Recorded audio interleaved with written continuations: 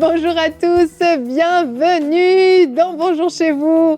C'est un plaisir de pouvoir être avec vous et aujourd'hui, on vous pose une question. Veux-tu t'épanouir davantage? Est-ce que vous avez envie d'être plus heureux, d'être mieux, plus épanoui dans votre vie? Eh bien, on va voir comment y arriver aujourd'hui avec Nadine et notre tout nouveau chroniqueur de Bonjour chez vous, Eladj Diallo. Bonjour Pasteur Eladj, ça va bien? Bonjour Evelyne, comment? Je suis très heureux d'être avec vous. C'est génial. Alors je dis nouveau chroniqueur, les gens disent mais non, c'est un invité. Eh bien non, on a le plaisir de pouvoir t'accueillir officiellement dans l'équipe de Bonjour chez vous. Merci. C'est un honneur vraiment de t'avoir avec nous et tu viendras nous visiter une fois par mois à peu près, c'est bien ça? Une fois par mois, mon statut vient de changer. Ton statut vient de changer. Peut-être que là, à l'écran, je peux dire 2 fois par mois et tu viendras 2 fois. Bon, on va commencer avec une fois. C'est déjà super, merci beaucoup. C'est vraiment un privilège de t'avoir. Je pense que Dieu fait des connexions vraiment spéciales. Et depuis la première fois où tu es venu sur Bonjour chez vous, je disais, on dirait qu'il fait partie de l'équipe. Il y a quelque chose, vraiment, il y a une connexion spéciale. Moi, je suis très content d'être là et être interlocuteur. C'est génial, c'est génial. Et aujourd'hui, pour commencer ta grande tournée de pasteur, de chroniqueur, pardon, tu vas faire une rubrique couple et relations tout à l'heure. De quoi tu vas nous parler? Je vais donner 4 clés majeures pour développer une relation épanouie. Génial, et ça c'est important. On parle d'épanouissement aujourd'hui, nos relations sont un domaine dans lequel oui, il faut qu'on soit épanoui. Donc tu nous en parleras tout à l'heure. Merci. Pour l'instant, Nadine, on va commencer avec toi, notre chroniqueuse régulière et fidèle au poste, toujours là. On est bénis de t'avoir aussi. Merci. Si vous êtes bénis d'avoir Nadine, laissez un commentaire. Si vous nous suivez sur YouTube, on est bénis d'avoir Nadine. On va donc commencer cette émission avec la pensée du jour.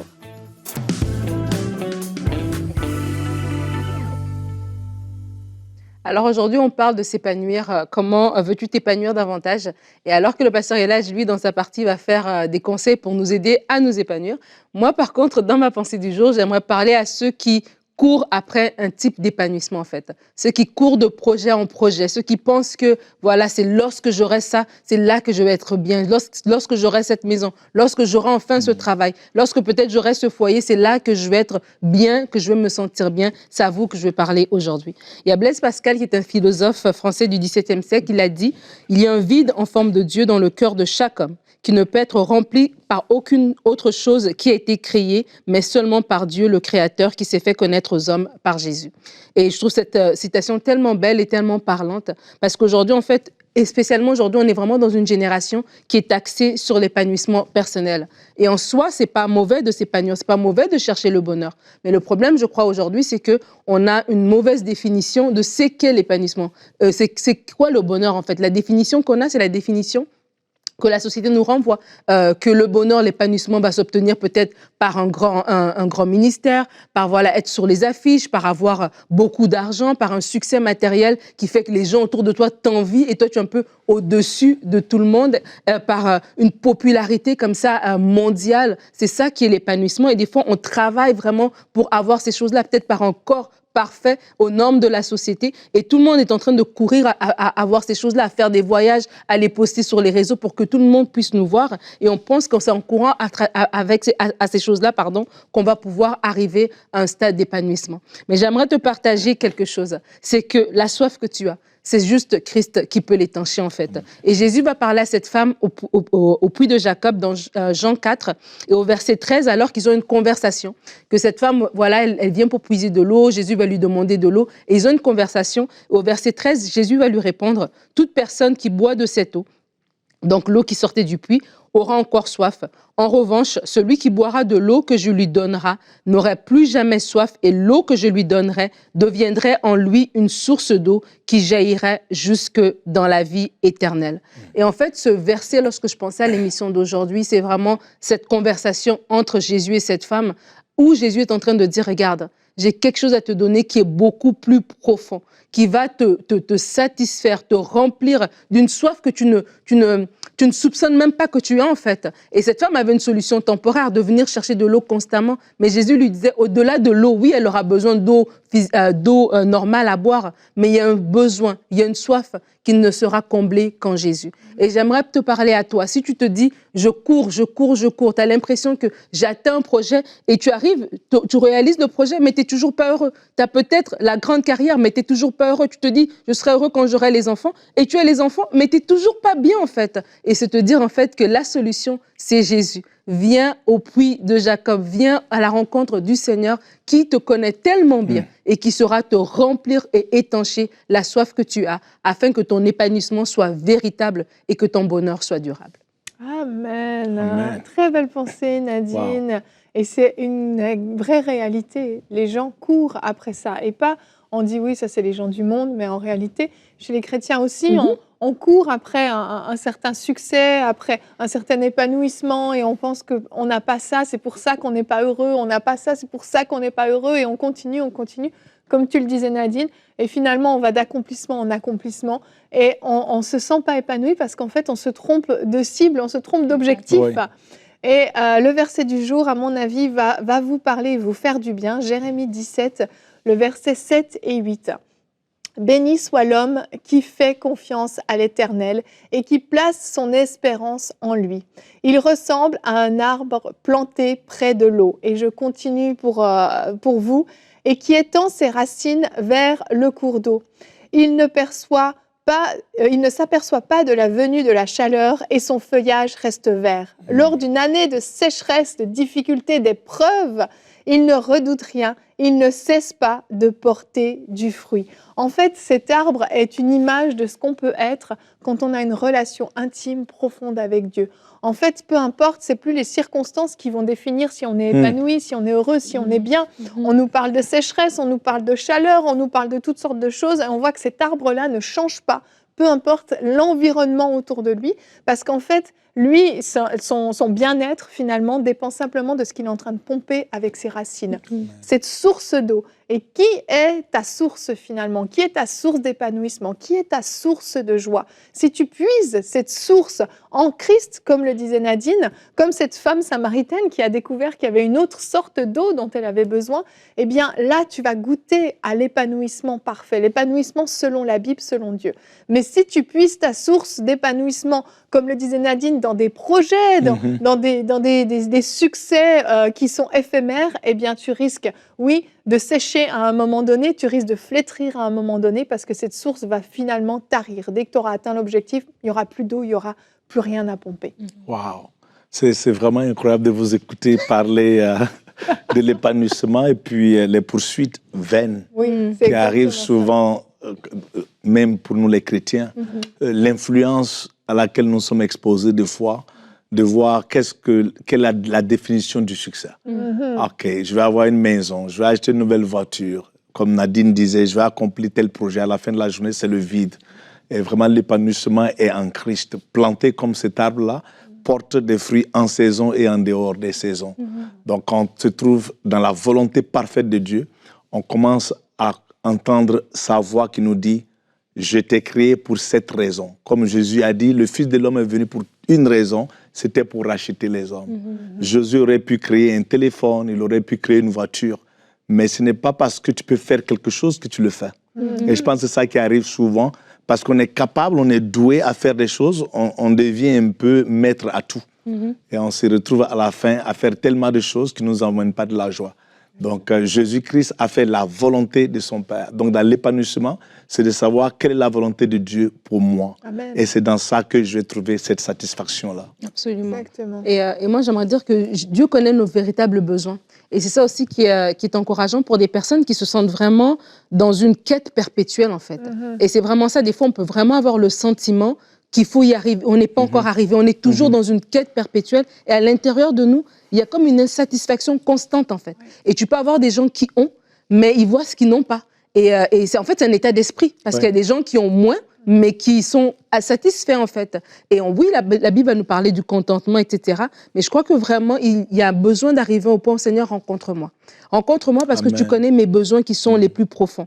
Et peut-être on peut arriver à un épanouissement, j'ai envie de dire, superficiel, dans le sens où on a le travail, on a la maison, on a tout ça. Mais à l'intérieur de nous, il y a quelque chose de plus profond encore. Et cette chose-là, c'est Christ qui peut la rencontrer. Et il y a besoin de nous-mêmes aussi être vulnérables devant Dieu. Parce que même en tant que chrétien, on peut aussi être en quête de... Je suis dans le service, je fais. Je suis sur 15 000 affiches, j'ai eu combien d'invitations cette année, etc. Et on est toujours à la recherche et on pense que c'est là-dedans qu'on s'épanouit. Et quoi que ce sont des bonnes choses, mais ce que je veux dire, c'est que juste que tout ça doit être soutenu, comme tu le disais par rapport à ce verset, soutenu par Jésus et soutenu par notre relation avec lui. Et c'est lorsque vraiment on vient rencontrer le Seigneur profondément, que le Saint-Esprit ferait un travail à l'intérieur de nous, que non seulement on se rend compte qu'il y avait des choses insoupçonnées qu'on ne soupçonnait même pas, qui étaient là, des besoins, mais vraiment on est rencontré en fait à un niveau tellement profond que le reste en fait peut découler de soi-même en fait. Et toutes ces choses-là sont bien, mais c'est pas ça qui me satisfait. Oui, je suis tellement heureuse avec mon mari, mais ma source d'amour, c'est Dieu en fait. Oui, j'aime mes enfants,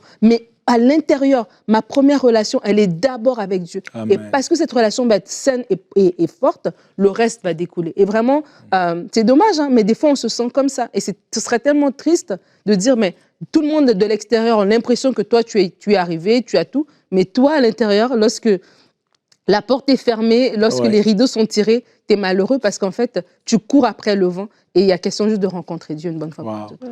Encore une fois, dans la même direction que Nadine, tu disais, cette intimité avec Dieu qui nous donne la satisfaction et qui met fin à la performance orientée. Parce que des fois, comme tu le dis, on veut accomplir tellement de choses, on commence à performer. Et je pense que souvent, c'est lié au fait que les chrétiens ne savent pas, nous ne savons pas des fois qui nous sommes en Christ. On a l'impression qu'on a besoin de faire quelque chose pour être accepté. Si je fais ça, si j'accomplis ça, on va me respecter plus, je serai un peu plus. Mais à la fin de la journée, c'est notre relation en dehors des œuvres. Dieu a parlé du ciel. Lorsque Jésus est sorti de l'eau de baptême, il dit « Voici mon fils sur qui j'ai mis toute mon affection ».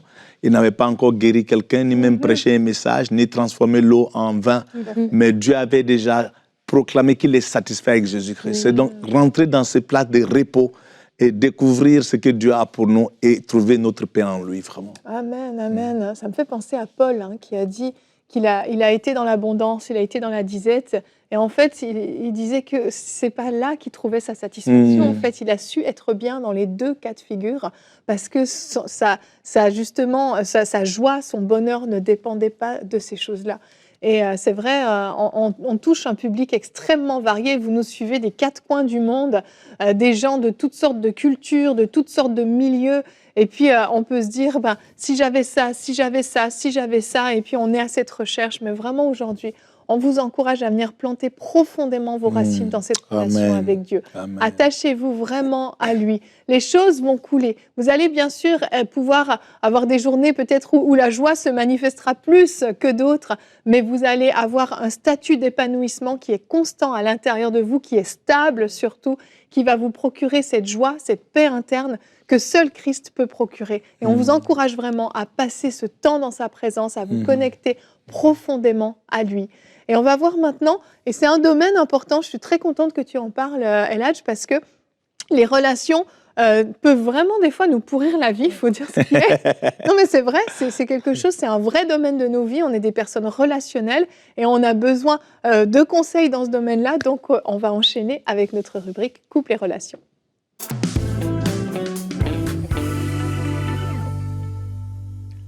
Alors aujourd'hui, j'aimerais vous donner 4 clés très importantes pour l'épanouissement des relations, que ce soit des relations romantiques ou amoureuses ou juste des relations amicales. Nous sommes des créatures sociales. Alors le premier point que je vous donne, c'est la capacité de faire preuve de transparence. Voulant dire simplement quoi? C'est la capacité de pouvoir s'ouvrir. Lorsqu'on est dans une relation, si cette relation doit grandir, si elle doit s'épanouir, ce point est très important. C'est à ce niveau, généralement, que les gens sont blessés ou des fois, ils ont des regrets. Ils vont dire, bon, j'ai dit des choses à quelqu'un et puis, bon, il les a rapportées à quelqu'un d'autre. Mais bien que vous avez ce potentiel d'être blessé, cette partie est très importante. Alors, apprenez à ouvrir votre vie et peut-être partager quelques petits secteurs de votre vie qu'on ne retrouve pas sur le marché public, si je peux dire comme ça. Parler un peu peut-être de vos enfants, de votre carrière, de vos poursuites et même de votre passé. Lorsque vous commencez à vous ouvrir un peu, c'est comme prendre votre ami de la porte au salon ou peut-être du salon à la cuisine. Donc, il y a une progression dans la relation. On devient un peu plus connecté. À ce point-là, la vulnérabilité aussi rentre en compte. On devient un peu plus vulnérable. Et la personne avec qui nous sommes commence à nous faire confiance. Et cette personne peut s'ouvrir et m'amener dans son salon ou dans sa cuisine. Ça veut dire qu'il y a un progrès au niveau de notre relation. Donc ça, c'est le premier point. Mais avant que je ne passe, j'aimerais aussi vous mentionner, Jésus l'a mis en pratique avec ses disciples. Dans Jean chapitre 15, je pense verset 13 au verset 15, il parle à ses disciples et il dit « Je ne vous appelle plus serviteur, parce qu'un serviteur ne connaît pas les affaires de son maître. Mais à partir d'aujourd'hui, je vous appelle des amis. Et parce que vous êtes les amis, je vais vous révéler ce que mon Père m'a révélé. » Vous voyez, Jésus-Christ a pris les disciples d'un statut de serviteur à un statut d'ami. Et ce qui a fait la grande différence, c'est l'ouverture de Jésus-Christ dans des secteurs de sa vie, entre lui et son Père, qu'il dit maintenant à ses amis, les disciples. Amen. Donc, premier point encore, capacité d'être vulnérable et de s'ouvrir. Le deuxième point que je vais vous donner, c'est la capacité de faire preuve de réciprocité. En d'autres termes, une relation, ce n'est pas seulement dans une seule direction. Ça s'applique bien sûr à nous avec Dieu lorsqu'on prie. La prière, c'est comme un dialogue. Ce n'est pas un monologue. La même chose dans la relation. La réciprocité garde un train de confiance entre les deux amis. Voulant dire quoi? Je suis là pour toi, comprendre tes émotions, subvenir et même contribuer. Mais aussi, tu dois être là pour moi également. Et je pense que c'est ça, généralement, qui tue les relations. Lorsqu'il n'y a pas de réciprocité, il y a la frustration toujours, parce que l'autre personne se trouve littéralement à abuser ou utiliser, si je peux utiliser le terme. Et tu reçois, mais des fois, il faut que tu donnes. On parle souvent de la mère morte. Ce qui rend la mère morte, elle n'est pas morte à cause des eaux. Elle est morte du fait qu'elle reçoit. Je pense que le Jourdain, principalement, donne à la mère morte. Mais puisqu'il n'y a pas d'ouverture de la mère morte à donner au Jourdain ou ailleurs, on l'appelle mère morte. Alors, une relation qui doit être épanouie, c'est une relation d'échange. Ça ne peut pas être juste une seule personne qui est le centre d'attraction. J'aimerais ajouter ça. Peut-être ta contribution, elle n'est pas aussi grande, mais il doit avoir une contribution d'une façon ou d'une autre. Point numéro 3. La clé 3, c'est la capacité d'accepter de nouvelles informations. Qu'est-ce que je veux dire par nouvelles informations? C'est de pouvoir mettre fin aux préjugés et de donner les oreilles de façon active, être conscient que l'autre personne a des opinions qui ne vont pas être comme les nôtres. Donc, ne soyez pas déjà à vous calculer. Quand l'autre personne est en train de parler, vous calculez déjà comment je vais la répondre. Non, pas comme ça. Vous devez être ouvert à avoir des nouvelles directives, des nouvelles opinions d'autres personnes. Et ne pensez pas que ça doit être ce que vous pensez à vous, mais plutôt une ouverture d'esprit, si je peux dire ça. À savoir qu'on peut avoir des différentes appréhensions données pour un sujet donné. Donc, mettez-vous à la place de cette personne. Ça devient important. Alors, j'aimerais donner un point important sur ça. Chaque personne qui vient dans votre vie comme un ami, si vous n'êtes pas ouvert à voir leur monde et que leur monde soit différent du vôtre, vous allez penser que quelque chose ne va pas bien avec eux. Et pourtant, lorsque vous embrassez et vous donnez l'oreille et votre cœur à comprendre l'opinion d'une autre personne, ça leur donne de la valeur. Et ils aiment être autour de vous. Personne n'aime être autour de quelqu'un qui ne les comprend pas. Comprendre ne veut pas dire qu'il doit faire ce que vous voulez. Comprendre veut dire, c'est ton monde, mais j'essaie de me mettre à ta place. C'est l'empathie. Essayer de mettre tes pieds dans les chaussures de cette personne-là. Et je pense que ça, c'est peut-être l'un des clés les plus forts qui enrichit les relations.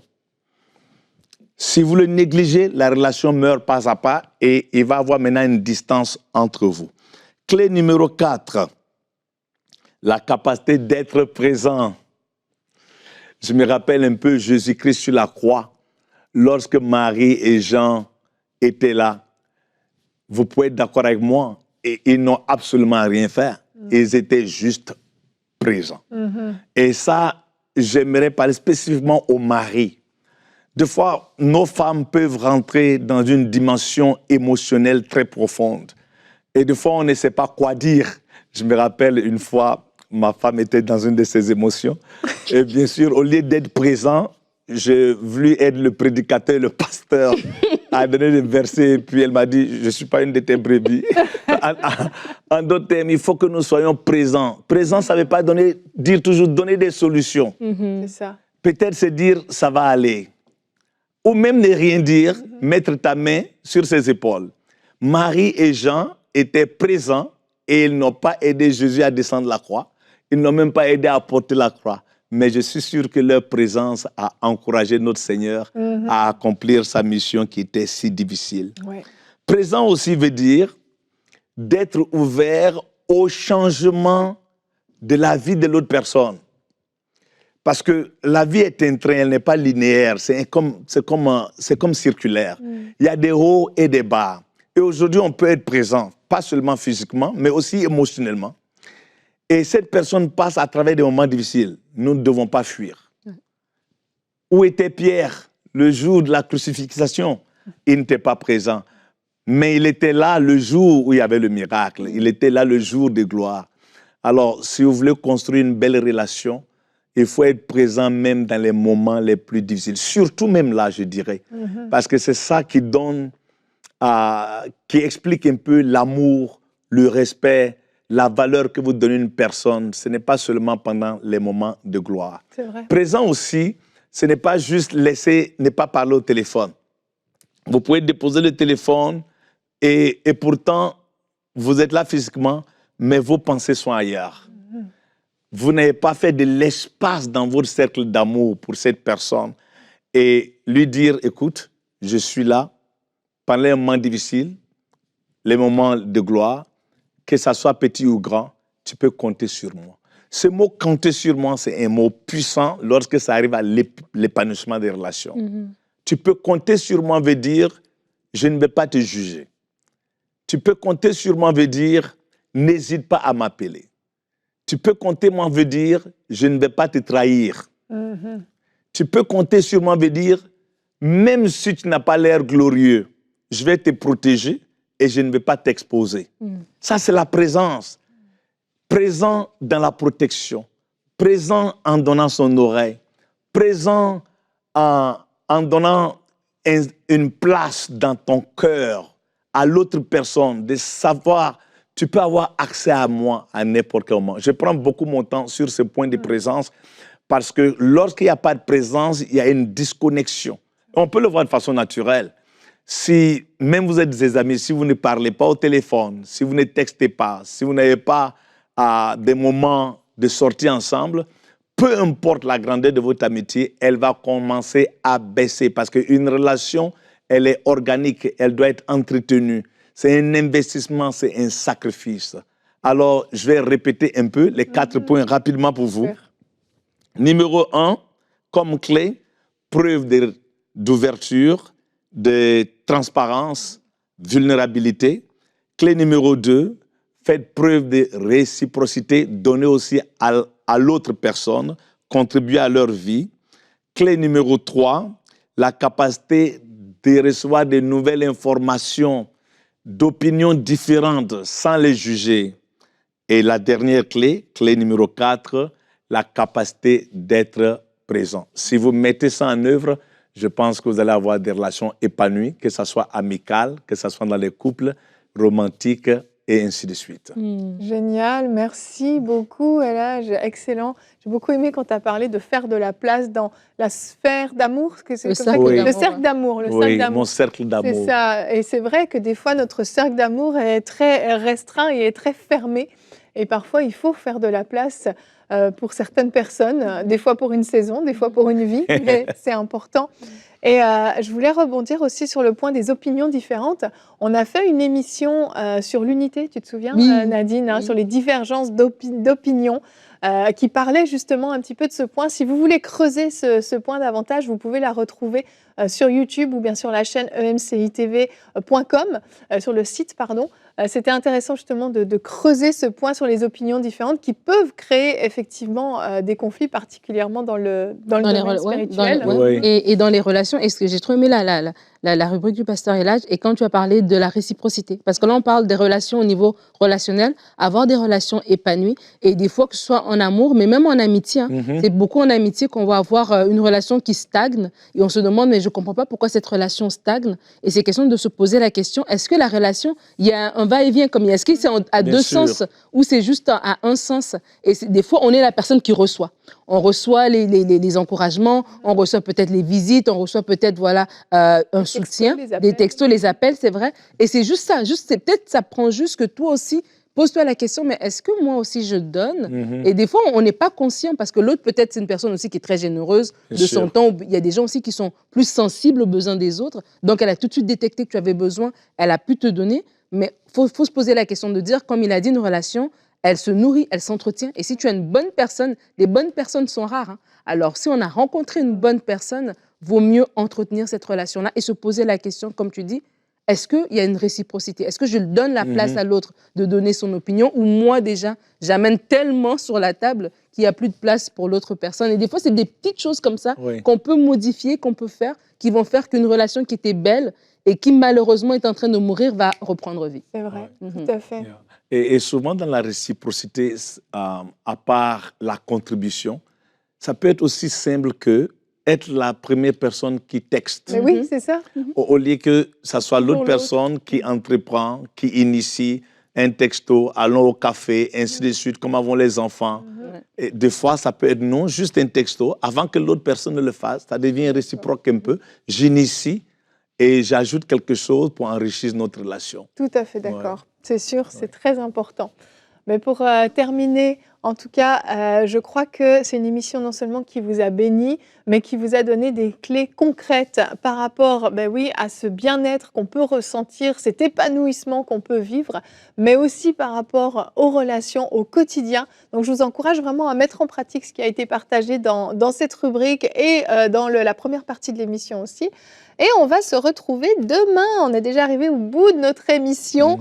Mais demain, tu es encore avec nous, Elhadj, et on est bien content. Reçoit la délivrance de l'immoralité sexuelle. Wow, quel thème! Quel thème! My God. On passe du haut en bas. C'est un thème très, très important. Et si vous êtes un tant soit peu concerné par ce thème ou simplement vous luttez avec ça, eh bien vraiment l'émission de demain va vous aider. Donc je vous encourage à vous connecter. Je sais que peut-être vous n'avez plus envie d'entendre parler de ça parce qu'on vous en a trop parlé. C'est une émission zéro jugement, c'est garanti, mais on va vous accompagner. Et Elhadj, tu vas faire une rubrique conseil du coach, comment être libre de l'impudicité. Donc il y aura des clés concrètes. Alors on vous attend demain, même heure, même endroit. Bonjour chez vous.